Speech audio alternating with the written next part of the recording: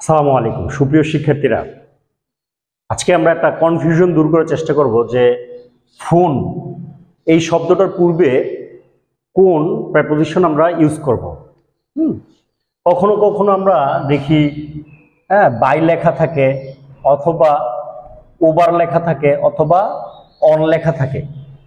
তো কখন বাই বসবে, কখন ওভার বসবে, অথবা কখন অন বসবে। তো এখানে বলা আছে যে I will talk to you, আমি তোমার সাথে কথা বলবো, শুধু ফোন। আমরা নেক্সট বাক্যটা খেয়াল করি যে এখানে বলা আছে যে I will talk to you phone, but ফোনের পূর্বে একটা আর্টিকেল দা দেওয়া আছে। নেক্সট বাক্যটা he is dash the phone, এখানেও আর্টিকেল দা দেওয়া আছে, তবে এখানে একটা ভি ভার্ব দেওয়া আছে।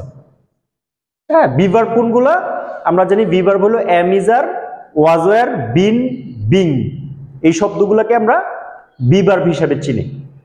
তো বাক্যে যখন শুধু ফোন থাকবে তখন আমরা দিব বাই ফোন।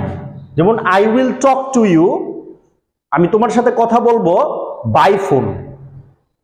কিন্তু ওই বাক্যটাই যদি একটা আর্টিকেল দা দিয়ে দেয় তখন বাইয়ের জায়গায় আমরা বলবো over the phone. I will talk to you over the phone। আর যখন বি ভার্ব থাকবে তখন আমরা আর ওভার শব্দটা ইউজ করব না, তখন আমরা ইউজ করব অন। আমরা বলবো হি ইজ অন দ্য ফোন। তো আমরা এই আলোচনা থেকে বুঝতে পারলাম কখন বাই বসবে, কখন ওভার বসবে, কখন অন বসবে। তো আমরা শুধু ফোনের পূর্বে বাই, ফোনের পূর্বে দা থাকলে ওভার, এবং বি ভার্ব থেকে বি ভার্ব থাকলে অন, যেমন he is on the phone.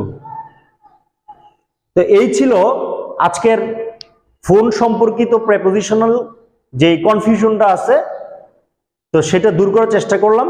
সবার জন্য শুভকামনা। Thanks for watching.